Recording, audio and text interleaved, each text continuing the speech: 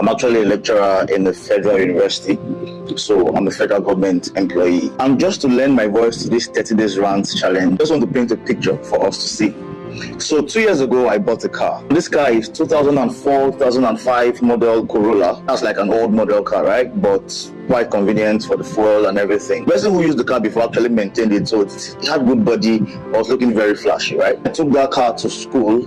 It triggered a whole lot of things, particularly about how I was able to source money to buy that car. Put in mind, this is a 2004, 2005, thereabout Toyota Corolla. I'm sure you all know that vehicle. Senior colleagues began to wonder how I was able to raise money to buy that car. Do you remember that I'm a lecturer at the rank of lecturer 2 in the federal university? There were talks here and there, and then there was this responsibility given to me as a project coordinator. People began to think that based off of that, I had been able to collect money from students to be able to purchase that vehicle. The thinking was that you are still a young boy, a young lecturer in a federal institution. You should not get money to buy that kind of old model car. That is because it was very clear that what we are being paid is not enough to buy you that car, even if you save up in a year or two.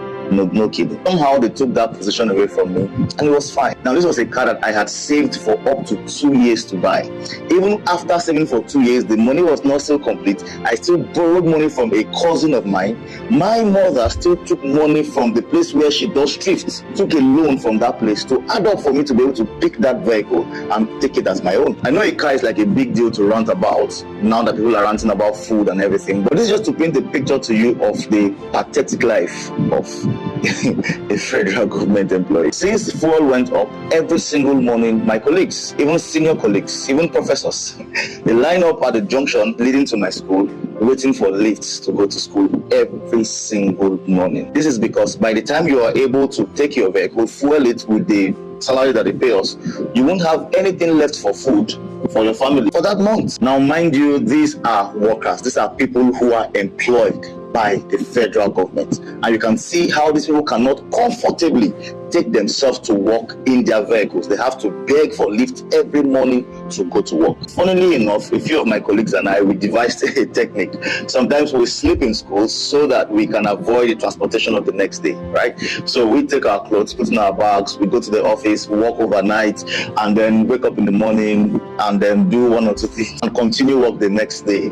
At least you'll be able to save that transportation, do you understand? Just so that you can survive. I and a colleague of mine were talking and we're complaining about the state of things about 2 days ago. And we asked ourselves, what if we didn't even have this job? What about those who don't even have anything to do? At least we're employed by the federal government. A professor in a federal institution in Nigeria does not earn up to $400. Meanwhile, people in politics who just have secondary school certificates are earning in millions. The professor has given all his life to study, go to conferences, write papers here and there, which are very expensive to write. So in 2020, lecturers decided to go on strike to complain about the poor salaries that they earn, and then the federal government withheld their salaries for 8 months. 8 months of torture. They're not being paid well, and these salaries were withheld for 8 months. After much back and forth and much fighting and everything, they said they increased the minimum wage to 77,000 or something, and they accompanied that with a drastic increase in tax rates. A grade 14 lecturer does not earn up to $150 per month. Lecturing job had always been my dream job. I had always wanted to be a lecturer, but that job is now my nightmare.